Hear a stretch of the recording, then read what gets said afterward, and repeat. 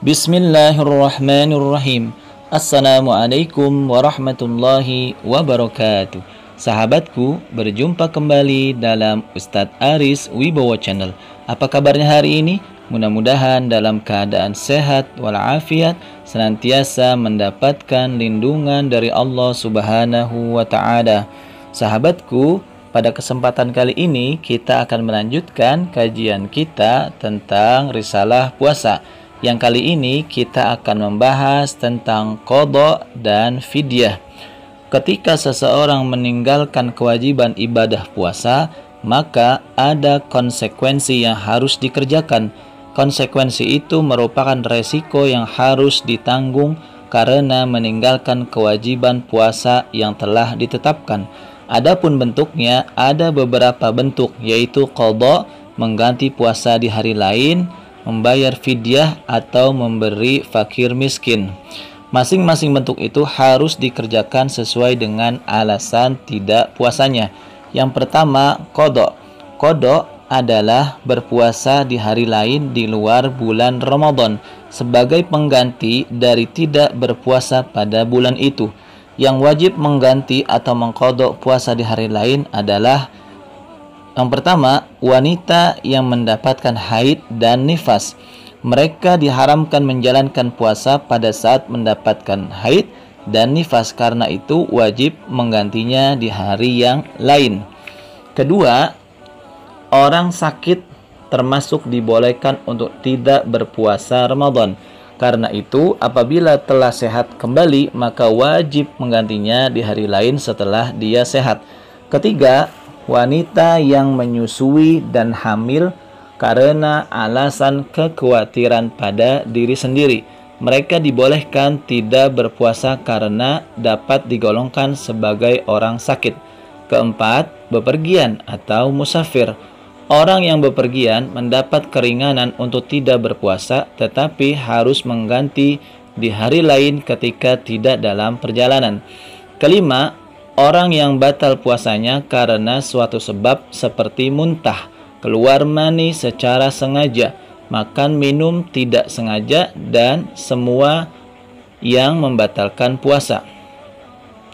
Tapi bila makan dan minum karena lupa, tidak membatalkan puasa sehingga tidak wajib mengqadanya. Berturut-turut atau dipisah-pisah. Jumhur ulama tidak mewajibkan dalam mengqada harus berturut-turut karena tidak ada nas yang menyebutkan keharusan itu. Sedangkan mazhab Zahiri dan Hasan al-Basri mensyaratkan berturut-turut. Dalilnya adalah hadis Aisyah radhiyallahu anha yang menyebutkan bahwa ayat Al-Quran dulu memerintahkan untuk mengqada secara berturut-turut. Namun menurut Jumhur, kata-kata berturut-turut telah dimansuh hingga tidak berlaku lagi hukumnya. Namun bila mampu melakukan secara berturut-turut, hukumnya mustahab menurut sebagian ulama. Hutang qada puasa Ramadan tahun lalu. Para ulama berbeda pendapat dalam hal ini. Sebagian fuqaha seperti Imam Malik, Imam As-Syafi'i, dan Imam Ahmad bin Hanbal mengatakan bahwa harus mengqada setelah Ramadan dan membayar kafarah atau denda. Perlu diperhatikan, meski disebut dengan lafal kafarah, tapi pengertiannya adalah membayar fidyah, bukan kafarah dalam bentuk membebaskan budak, puasa 2 bulan, atau memberi 60 fakir miskin. Ini dijelaskan dalam Fiqhul Islami wa Adillatuhu karya Dr. Wahbah Az-Zuhaili. Dasar pendapat mereka adalah kias, yaitu mengkiaskan orang yang meninggalkan kewajiban mengqada puasa hingga Ramadan berikutnya tanpa ujur syar'i, seperti orang yang menyengaja tidak puasa di bulan Ramadan. Karena itu wajib mengqada serta membayar kafarah bentuknya fidyah. Sebagian lagi mengatakan bahwa cukup mengqada saja tanpa membayar kafarah. Pendapat ini didukung oleh mazhab Hanafi, Al-Hasan Al-Basri, dan Ibrahim An-Naqai. Menurut mereka tidak boleh mengkias seperti yang dilakukan oleh pendukung pendapat di atas. Jadi tidak perlu membayar kafarah dan juga mengqada saja. Dan cukup mengqada saja. Yang kedua, fidyah. Fidyah adalah memberi makan kepada satu orang fakir miskin sebagai ganti dari tidak berpuasa. Fidyah itu berbentuk memberi makan sebesar 1 mud sesuai dengan mud Nabi. Ukuran makan itu bila dikira-kira adalah sebanyak 2 tapak tangan Nabi Muhammad SAW, sedangkan kualitas jenis makanannya sesuai dengan kebiasaan makannya sendiri. Yang diwajibkan membayar fidyah adalah pertama, orang yang sakit dan secara umum ditetapkan sulit untuk sembuh lagi.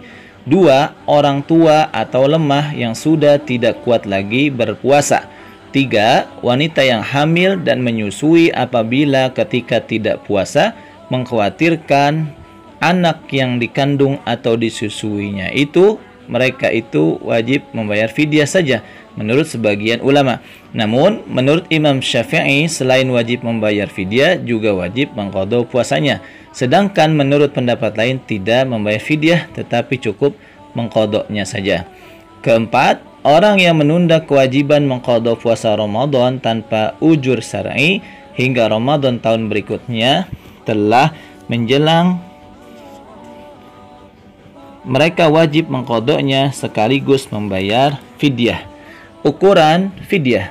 Sebagian ulama seperti Imam Asy-Syafi'i dan Imam Malik menetapkan bahwa ukuran fidyah yang harus dibayarkan kepada setiap satu orang fakir miskin adalah 1 mud gandum sesuai dengan ukuran mud Nabi SAW. Sebagian lagi seperti Abu Hanifah mengatakan 2 mud gandum dengan ukuran mud Rasulullah SAW atau setara dengan setengah sok kurma atau tepung atau setara dengan memberi makan siang dan makan malam hingga kenyang. Bila diukur dengan ukuran zaman sekarang ini, 1 mud itu setara dengan 675 gram atau 0,68 liter. Sedangkan 1 sok setara dengan 4 mud. Bila ditimbang 1 sok itu beratnya kira-kira 2176 gram. Bila diukur volumenya 1 sok setara dengan 2,75 liter. Lihat Al-Fiqhul Islami wa Adillatuhu oleh Dr. Wahbah Az-Zuhaili. Fidyah belum dibayarkan hingga Ramadan berikutnya. Kewajiban membayar fidyah harus dibayarkan sebelum masuk bulan Ramadan tahun berikutnya. Tapi bila sampai Ramadan tahun berikutnya belum dibayarkan juga, maka sebagian ulama mengatakan bahwa fidyah itu menjadi berlipat. Artinya harus dibayarkan 2 kali lipat. 1 untuk tahun lalu dan 1 lagi untuk tahun ini. Demikian pendapat Imam Asy-Syafi'i. Menurut beliau kewajiban membayar fidyah itu adalah hak maliyah, harta bagi orang miskin. Jadi jumlahnya akan terus bertambah selama belum dibayarkan. Namun ulama lain tidak sependapat dengan pendapat As-Syafi'i ini. Seperti Abu Hanifah, beliau mengatakan bahwa fidyah itu cukup dibayarkan sekali saja meski telat dalam membayarnya. Sahabatku, itulah penjelasan tentang fidyah dan qadha. Mudah-mudahan yang sedikit ini bermanfaat. Kita berjumpa lagi pada kesempatan yang lain. Wallahu a'lam bishawab. Sahabatku, jangan lupa untuk like, share, and subscribe channel dakwah ini. Assalamualaikum warahmatullahi wabarakatuh.